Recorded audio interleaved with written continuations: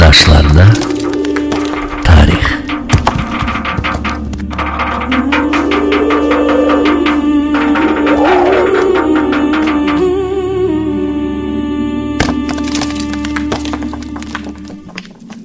Abidələr danışır. Daşlarda tarix uzaq keçmişin görünən izidir. O, zamanın özünün daşa hopmuş formasıdır. Daşın səthi tarix kitabının ən qədim səhifəsidir. Hansı ki, küləklə yazılıb, yağışla silinib, zamanla möhkəmlənib.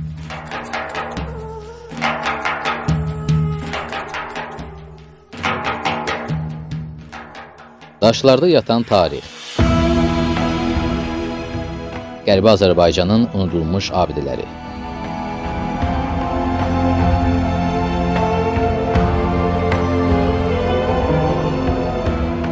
Mövzu ilə bağlı tarixçi alim Nazim Mustafanın çıxışını dinləyək. İrəvanda nə kimi qazıntı işləri aparırsa, onun altından bizim izimiz çıxır. 2003-cü ildə o İrəvan Respublika meydanı ilə adlanan keçmiş Leyli meydanında qazıntı işləri apardılar.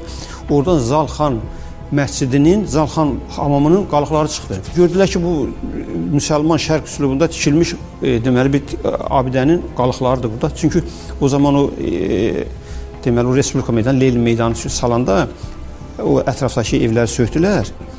Bu Zalxan məscidini də sökdülər.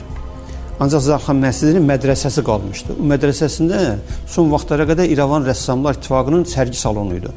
2003-cü ildə Qazanda Zalxan məscidinin bünövrəsi və hamamı çıxdı. Hamamda təbii ki, yerin altında olur o zaman və bunu təzədən üstünü basırdılar. 1902-ci ildə İrəvan quberniyasının yaddaş kitabçasında bu siyahılar verilib. 310 məscid qeydə alınır. 7 məscid İrəvan şəhərinin özündə, digərləri isə o qəzalarda, bilirsiniz o zaman İrəvan quberniyası 7 qəzadan ibarət idi. Düzdür, Naxçıvan qəzası və Sürməli qəzası o zaman İrəvan quberniyası tabe idi. Ancaq onları çıxmaq şərti ilə 270-280 məscid bugünkü indiki Ermənistan ərazisində Zəngəzur xaric və Qaraqoyunlu bu Göyçəni bir səs xaric. İndiki o zamanki deməli İrəvan quberniyasının ərazisində ən azı 270-280 məscid olmuşdu, var idi. Və bugünkü gündə o məscidlərin heç biri yoxdur, hamısı dağıdılıb. Yəni bununla da bizim izimizi silmək istəyirlər. İndi yeganə qalan məscid də ki, Göy məsciddir ki, onu da rəsmi olaraq bunlar deməli İran Mədəniyyət Nazirliyinə 99 illiyinə icarəyə veriblər oranı rəsmi olaraq və dünyaya da bunu, çünki müsəlman ölkələrin səfirlikləri açılır və s. orada onlar üçün bir ibadət yeri lazım idi. Ona görə də İranın hesabına 95-ci ildə İran bura $1 milyon vəsait ayırdı bu məscidin bərpası üçün və onu da deməli bərpa edəndən sonra onun kitabəsini dəyişdilər. Orada Hüseyn Əlxanın özünün məzarı vardı o məscidin həyətində. Orada 3 dənə məzar vardı. O məzarlar bugünkü gündə yoxdur. Və onu da bugünkü gündə Fars məscidi kimi təqdim edir.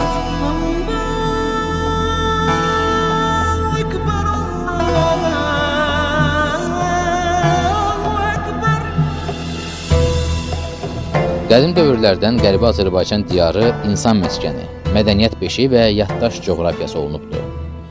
Bu torpaqlarda qurulan hər bir tikili, çəkilən hər bir divar, salınan hər bir yol zamanın yaddaşına həkk olunub.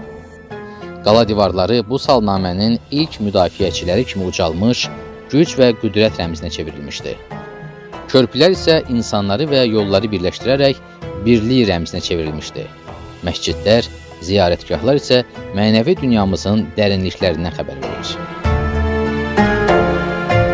Mövzu ilə bağlı tarixçi alim Nazim Mustafanın çıxışını dinləyək.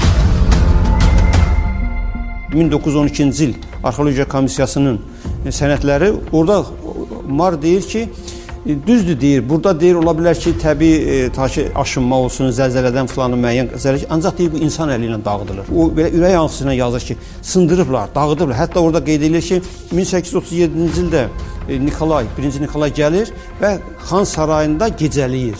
Xan sarayında gecələdiyi yerə də o imzasını yazır divara. Və onu sonradan ramkaya almışlar ki, burada imperator gecələyir və öz dəstxətinin adını yazmış. Mar yazır ki, deməli, 1-ci Nikolayın gecələdiyi otağın yanında 2 dənə otaqlar var, onları tualetə çeviriblər. Eyni zamanda yazır ki, mən deyir, müşahidə elədim ki, müsəlman tarixi abidələrinin sistematik dağıdılması prosesi gedir. Bir sınıq kitabə, bir uçuq divar, bir səssiz məzar daşı. İlk baxışda daşdır. Amma diqqətlə baxanda görürsən ki, onların hər birində bir ömrün nəfəsi, bir xalqın ruhu yaşayır. Qərbi Azərbaycanın daşlaşmış tarixindən danışırıq. Bu tarix davam edir.